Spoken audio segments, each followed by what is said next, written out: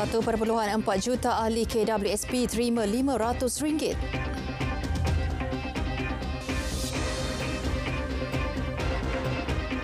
Assalamualaikum, salam Malaysia Madani. 1.4 juta ahli kumpulan wang simpanan pekerja KWSP telah menerima insentif caruman tambahan kerajaan.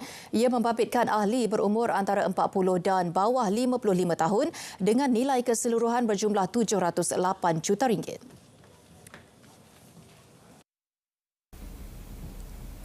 Insentif berkenaan dikreditkan kepada ahli yang mempunyai simpanan RM10,000 ke bawah dalam akaun 1 setakat 24 Februari 2023. Insentif caruman RM500 sekali bayar ini diumumkan ketika pembentangan belanjawan 2023. Ia bagi menggalakkan ahli KWSP yang mempunyai simpanan rendah dan menghampiri umur persaraan untuk terus menyimpan. Selain itu, mempercepatkan pengumpulan simpanan persaraan mereka. Usaha ini sejajar matlamat KWSP untuk meningkatkan kecukupan simpanan dan membina masa depan keuangan yang berdaya tahan. Untuk maklumat lanjut mengenai insentif caruman tambahan, ahli boleh merujuk soalan lazim di laman web rasmi KWSP atau hubungi Pusat Pengurusan Pelanggan di talian 03 8922 6000. Pelaksanaan dasar gaji progresif tidak boleh diwajibkan sekiranya ia perlu mengambil kira kemampuan syarikat, majikan dan ekonomi negara. Menteri Ekonomi Rafizi Ramli berkata dasar itu tidak boleh dibuat sewenang-wenangnya kerana ia bersifat sukarela dan melibatkan insentif kerajaan.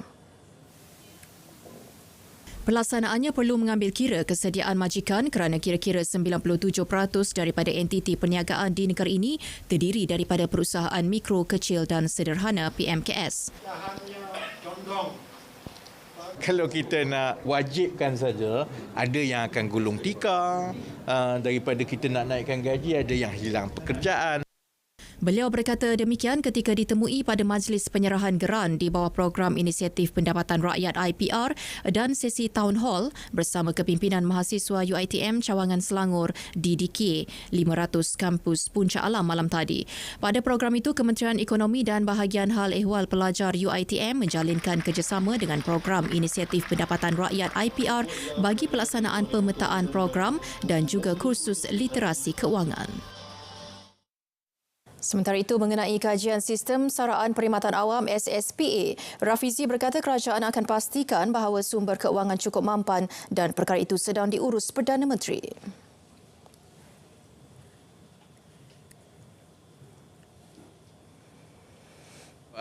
Gaji kaki tangan awam itu dia berada dalam keputusan kerajaan. Cuma kerajaan kena pastikan bahawa sumber kewangan itu cukup, sustainable dan perkara itu memang sedang diuruskan oleh Yang Berhormat Perdana Menteri lah. Tambahnya, kementeriannya dan Kementerian Sumber Manusia lebih memberi tumpuan kepada gaji sektor swasta yang juga mempunyai cabaran berbeza. Beralih ke perkembangan banjir di Johor, seramai 8,231 penduduk terjejas daripada 2,268 keluarga ditempatkan di 55 PPS. Menerusi kenyataan Jawatankuasa Pengurusan Bencana Daerah, Kota Tinggi kekal menjadi daerah paling terjejas dengan 4,739 penduduk ditempatkan di 26 PPS. 12 PPS di Johor Bahru menempatkan 1,977 penduduk daripada 536 keluarga, manakala 9 PPS di Keluang menempatkan 1,308 penduduk daripada 386 keluarga. Selain itu, 22 penduduk ditempatkan di PPS Pontian dan 86 penduduk daripada 23 keluarga ditempatkan di PPS Kulai. 4 PPS dibuka di Segamat menempatkan 99 penduduk daripada 28 keluarga, manakala 2 PPS baru dibuka di Batu Pahat dan sedang menerima pendaftaran penduduk. Jumlah penduduk terjejas banjir di Pahang pula meningkat kepada 1,548 orang berbanding 1,525 setakat pukul 11.30 pagi tadi. Menurut portal Info Bencana Jabatan Kebajikan Masyarakat, sehingga kini 441 keluarga ditempatkan di 22 PPS di 3 daerah iaitu Rompin, Pekan dan Maran. Daerah Pekan merekodkan jumlah penduduk terjejas paling ramai dipindahkan iaitu 807 orang yang kini ditempatkan di 11 PPS. Diikuti daerah Rompin dengan 716 orang yang berlindung di 11 PPS. Manakala di Maran menempatkan 25 penduduk terjejas. Jabatan Kesihatan Negeri Johor mengesan 2 kes positif COVID-19 melibatkan penduduk terjejas banjir yang berlindung di Pusat Pemindahan Sementara PPS. Esko Kesihatan dan Perpaduan Ling Tian Sun dalam kenyataan berkata 1 kes dikesan di Mersing manakala 1 kes di Pontian. Pasukan Perubatan dan Kesihatan telah digerakkan ke PPS sejak banjir melanda Johor melibatkan lebih 930 saringan. Selain COVID-19, turut dikesan adalah 61 kes penyakit berjangkit lain. 53 daripadanya merupakan kes jangkitan salur pernafasan atas dan akut, 3 kes penyakit kulit dan 2 kes konjungtivitis. Beliau mengingatkan orang ramai khususnya yang terlibat banjir supaya tidak bermain air banjir atau tercemar serta kerap basuh tangan dan menjaga kebersihan diri. Berita baik buat penduduk di Jeli. Jambatan Bailey atau Jambatan Mudah Alih yang menggantikan Jalan Jeli Kuala Balah di Kampung Kubur Datu yang runtuh awal Januari lalu kini siap sepenuhnya. Pengarah Jabatan Kerja JKR Kelantan, Insinyur Muhammad Suhaili Ismail berkata, kerja-kerja pemasangan jambatan berukuran sekitar 30 meter panjang dan 4.2 meter lebar berkenaan dimulakan sejak Jumaat lalu dan siap sepenuhnya pagi semalam, sehari lebih awal dari yang dijadualkan. Jambatan tersebut dibuka satu lorong kepada semua jenis kenderaan ringan dengan had muatan kenderaan 20 tan sahaja. Beliau berkata dalam masa yang sama pihaknya turut akan memulakan kerja-kerja pembinaan jambatan kekal baru yang dijangka siap sebelum Hari Raya Aidilfitri. Setakat ini proses reka bentuk pembinaan kekal kini sedang dijalankan yang dijangka mengambil masa selama 2 minggu termasuk ujian awalan kestabilan tanah. Beliau berkata demikian selepas meninjau pembukaan jalan jambatan Bailey FT066 Jalan Kampung Sungai Sam Jeli semalam. Rata-rata penduduk Kampung Kubur Datu menarik nafas lega apabila jambatan sementara itu sudah boleh digunakan. Siap jabatan ini maknanya satu kelegaan lah bagi penduduk Kampung Kubur Datu kerana urusan harian mereka berjalan dengan lancar dah. Yang selama ni tertonggak kerana disebabkan getok ni jatuh dah. Lubang. Jadi saya berterima kasihlah kepada pihak yang berkenaan lah. Alhamdulillah lah, lega lah sikit. Daripada sebelum ni tak boleh dah seminggu dah. Jadi nak buat sesuatu pun payah. Nak pergi isi minyak, nak pergi klinik tu. Nak pergi sebab farmasi pun sana je ada, sini tak ada farmasi. Jadi nak beli ubat yang diperlu tu susahlah sikit. Terima kasih juga kepada pihak JKR negeri dan persekutuan kerana mempercepatkan laluan ini untuk memberi kemudahan kepada penduduk sekitar Kuala Balah Jeli. Dianggarkan 10,000 kenderaan sehari menggunakan laluan itu untuk ke Bandar Jeli selain jalan pintas sedia ada. Susulan kebakaran 3 buah kenderaan milik Ahli Parlimen Berwas Datuk Ngeh Koo Ham di kediamannya awal pagi tadi. Polis akan menjalankan siasatan di bawah Seksyen 435 Kanun Keseksaan iaitu khianat dengan api. Ketua Polis Perak Datuk Seri Muhammad Yusri Hassan Basri berkata pihaknya menerima maklumat berhubung kejadian pada pukul 2.55 pagi. Pengadu merupakan ahli Parlimen Berwas memaklumkan kejadian kebakaran melibatkan 3 buah kenderaan jenis Mercedes-Benz, Honda CR-V dan Toyota Hilux. Siasatan yang dijalankan turut menemukan 1 botol disyaki bom petrol. Usaha mengesan individu terlibat masih diteruskan dan masyarakat diingatkan agar tidak membuat sebarang spekulasi yang boleh menjejaskan siasatan. Seorang pesara syarikat swasta rugi lebih RM1.5 juta selepas menjadi mangsa penipuan dalam talian November lalu. Mangsa warga tempatan berumur 75 tahun itu dipercayai menerima panggilan menerusi aplikasi WhatsApp daripada seorang lelaki yang memperkenalkan dirinya sebagai polis mendakwa mangsa mempunyai rekod jenayah. Ketua Polis Johor, Datuk Kamarul Zaman Mamat menerusi kenyataannya berkata mangsa yang panik terus mengeluarkan wang daripada akaunnya berjumlah RM543,000. Seterusnya diarah memasukkan wang tersebut ke dalam akaun lain milik mangsa dan meninggalkan kad ATM berserta nombor PIN di satu lokasi seperti diarahkan tanpa curiga. Namun awal Januari lalu mangsa menyedari ditipu apabila hasil semakan akaun berkenaan mengesan transaksi pindahan keluar wang ke beberapa akaun tidak dikenali berjumlah RM540,047. Kes disiasat mengikut Seksyen 420 Kanun Kesiasaan. Pengambilan gula secara tidak terkawal menyebabkan separuh daripada rakyat Malaysia mengalami obesiti dan masalah berat badan berlebihan. Namun siapa sangka faktor kurang tidur mendorong seseorang mengambil lebih banyak gula dalam pemakanan. Laporan Kayal V. Limanian.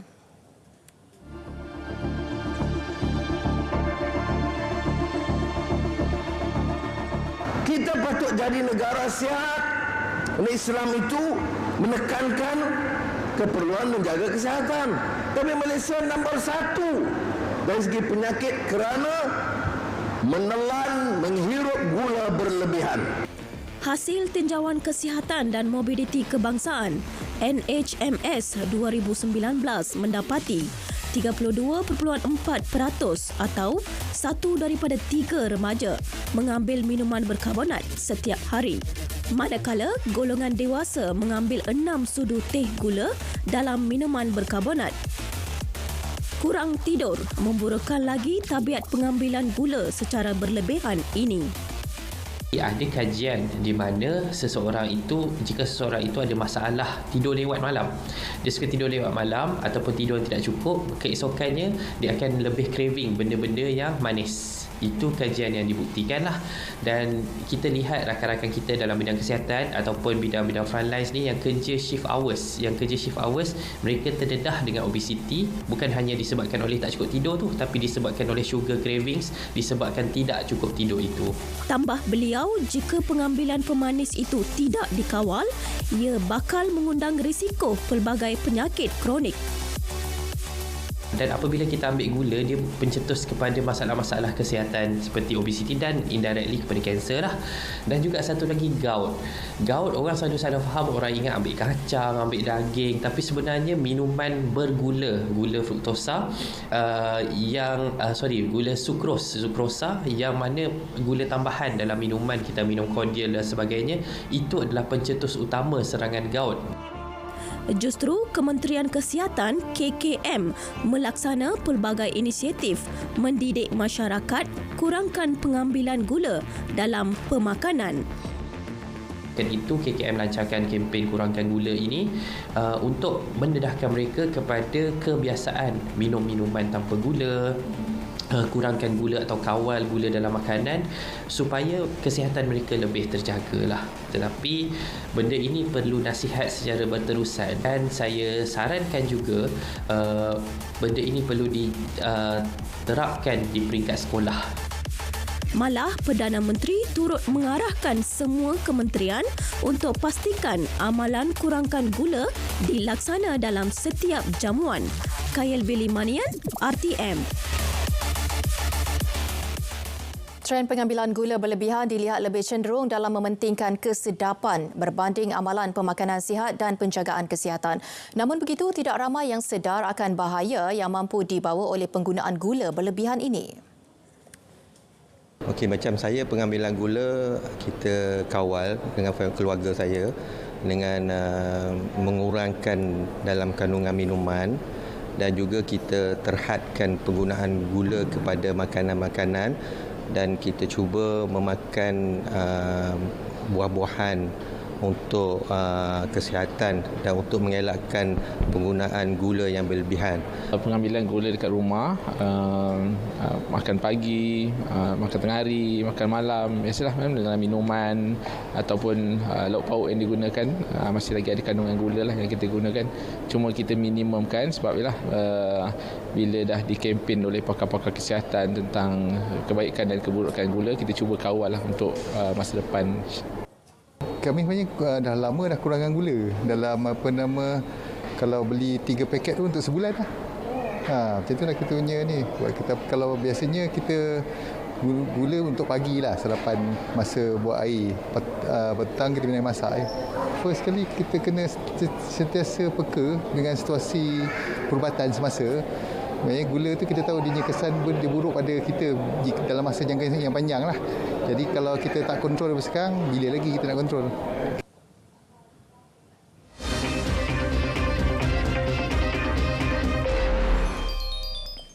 Setelah mencatat kenaikan 5 hari berturut-turut, Bursa Malaysia susut pada awal sesi dagangan pagi tadi mencecaki prestasi lemah Wall Street.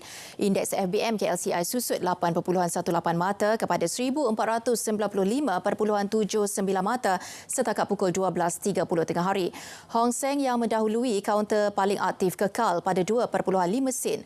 TWL meningkat setengah sen kepada 5 sen dan Fintech susut setengah sen kepada 1 sen. Kaunter saham paling untung menyaksikan Nestle bertambah 86 sen kepada RM20.06. Disusuli Alliance meningkat 54 sen kepada RM19.24, manakala FAN naik 30 sen kepada RM28.80.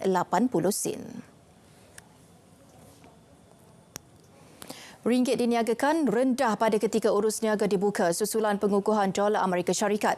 Pasaran terus menunggu data indeks harga pengeluar negara maju itu yang akan diumumkan esok. Pada 12 tengah hari, ringgit diniagakan pada 4.64 berbanding dolar Amerika.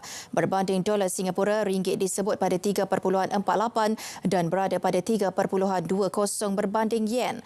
Ringgit diniagakan pada 5.90 berbanding pound sterling dan disebut pada 5.07 berbanding euro. Manakala berbanding baht, ringgit didagangkan pada 13.25.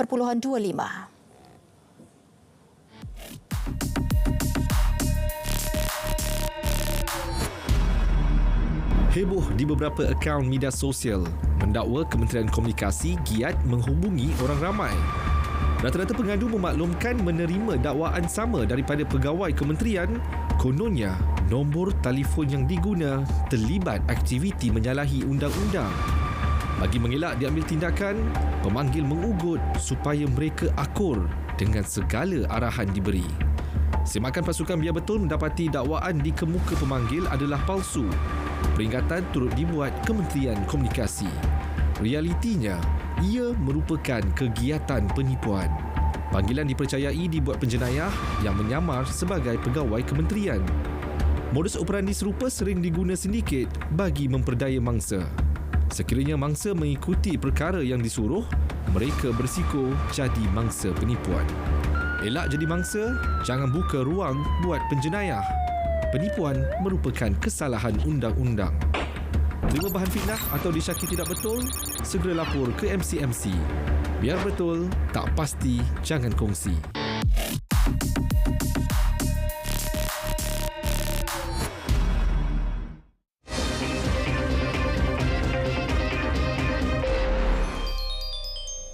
Serangan udara Zionis yang menyasarkan sebuah pansapuri di barat Rafah mengakibatkan sekurang-kurangnya 15 korban.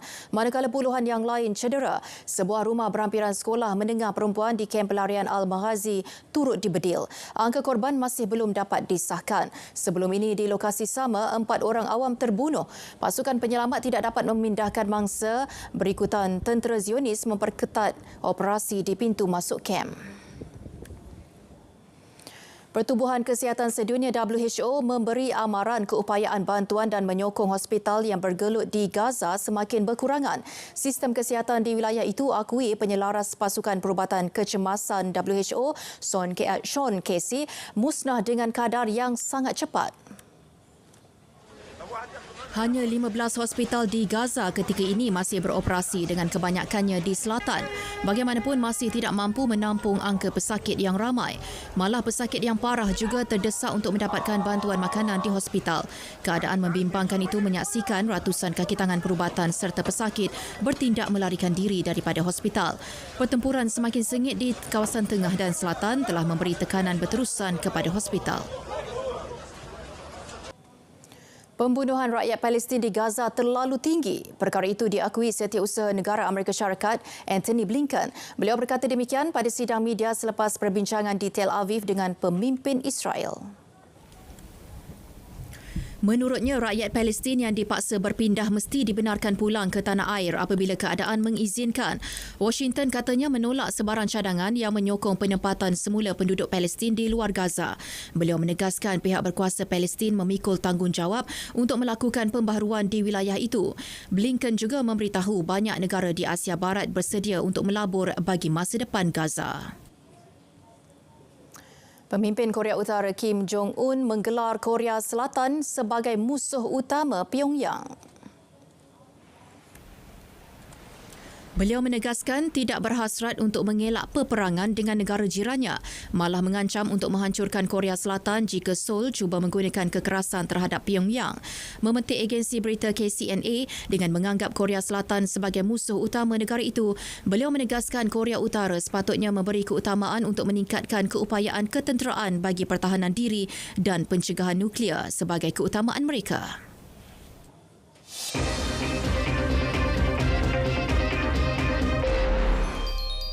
Badminton Terbuka Malaysia 2024, hasrat pemain perseorangan lelaki profesional negara Lee Zijia memburu gelaran pertama tahun ini berkecai selepas tumpas pada pusingan pertama. Zijia tewas 21-16, 19-21, 15-21 kepada pemain Cina Lu Guangzhou. Ini merupakan penyingkiran awal ketiga berturut-turut Zijia dalam Terbuka Malaysia selepas tewas kepada pemain Indonesia Shishar Hiren Rustadvito pada pusingan kedua pada 2022 dan kalah kepada Kodai Naroka dari Jepun pada pusingan pembukaan tahun lepas. Zijia juga telah tersingkir awal dalam Terbuka Malaysia pada 2019 tunduk kepada pemain Thailand Supanyu Avi Hisangon pada pusingan pertama.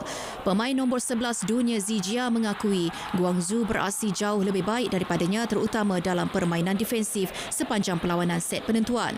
Pemain berusia 25 tahun ini bagaimanapun percaya dengan kebolehannya dan yakin akan menang di laman sendiri suatu hari nanti. Pemain muda Kedah ini bakal kembali beraksi pada Terbuka India 2024 minggu depan di New Delhi, dijangka menentang pemain Kanada Brian Yang pada pusingan pertama. Bagaimanapun, kem badminton negara tetap menyinar apabila bergu campuran profesional negara Goh Sun Huat, Chevon Lai berjaya mara ke pusingan kedua selepas menyingkirkan wakil England Gregor Mars, Jenny Mars. Turut mara bergu lelaki negara Ong Yu Sin, Teo Yi yang menundukkan dari wakil Taiwan. Pusingan pertama menyaksikan pasangan nombor 15 dunia ini tidak diberikan laluan mudah apabila perlu bertarung dalam 3 set. Selepas mencatat kemenangan 21-16 pada set pertama, namun tewas pada set kedua dengan 17-21 mengheret perlawanan ke set penentuan. Perubahan taktikal semasa set ketiga memberi kelebihan buat wakil negara untuk menutup perlawanan dengan 21-17.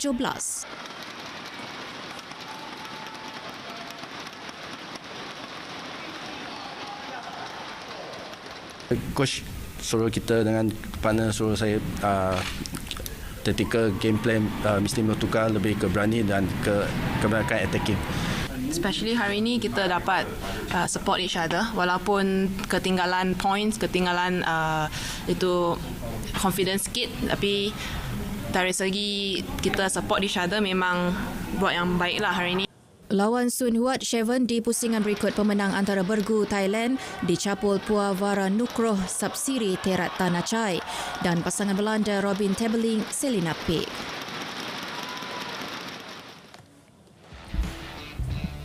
Terdahulu pasangan bergu campuran negara Tan Kiang Meng dan Lai Pei Jing juga tumpas kepada pasangan di ranking ke-7 dunia dari Korea Selatan.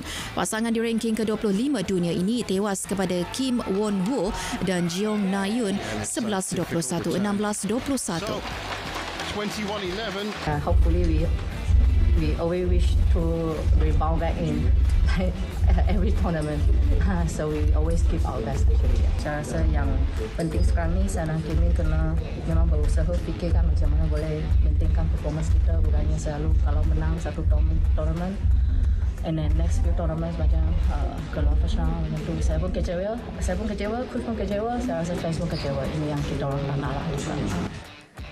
Nasib sama dialami bergu lelaki negara Man Wei Chang Ti Kai Wun apabila gagal meneruskan kemaraan selepas tewas 12-21, 19-21 kepada pasangan nombor 1 dunia dari China Liang Wei Keng Wang Chang. Turut tewas kepada wakil China bergu wanita negara Perli Tan M Tinah dengan 20-22, 15-21. Kementerian Belia dan Sukan KBS menawarkan geran sebanyak RM7 juta kepada seluruh negeri bagi menaik taraf saliran serta penanaman rumput padang di stadium terpilih. Menterinya Hannah Yeoh berkata geran itu ditawar bagi menambah baik dan meningkatkan kualiti padang sekaligus memastikan kelancaran ketika perlawanan Liga Malaysia pada musim hujan. Beliau berkata KBS menawarkan geran itu dan setiap negeri akan menerima sebanyak RM500,000. Daripada jumlah itu, RM300,000 bagi menaik taraf saliran dan RM200,000 untuk penanaman rumput padang. Inisiatif turut dibantu Tunku Mahkota Johor Tunku Ismail Sultan Ibrahim menawarkan RM300,000 kepada penerima geran untuk menyelenggara rumput selama 12 bulan.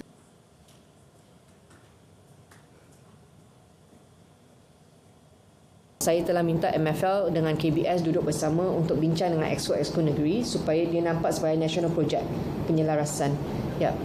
Kalau tidak masuk musim hujan dan kita tengok keadaan padang, kos akan naik bila tak dapat main dan mereka kena tinggal hotel lagi satu malam. All these costs bila naik kita yang rugilah.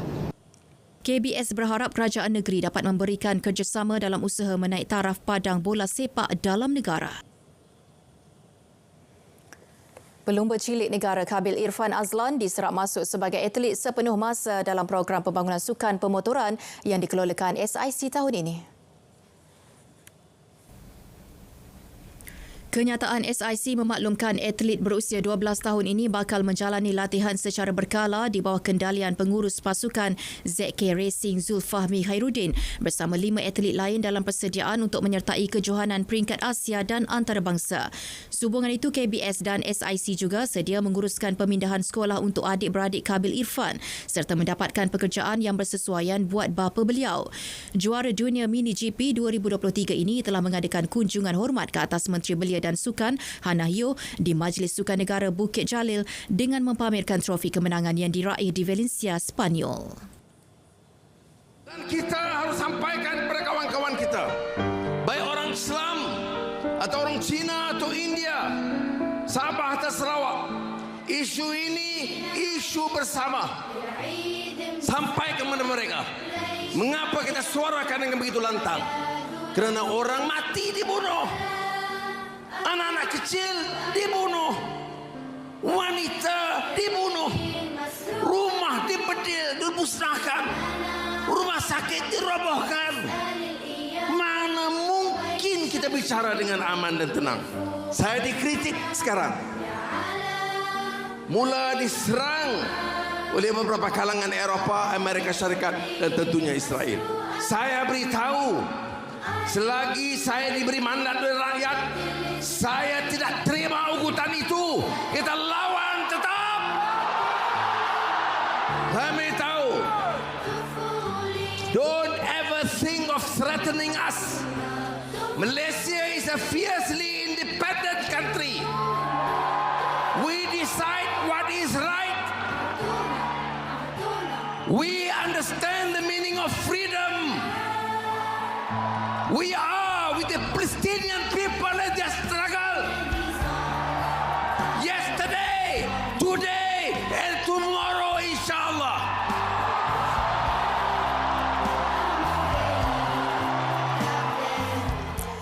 Berita tengah hari berakhir di sini. Dari sungai ke segara, Palestin pasti merdeka.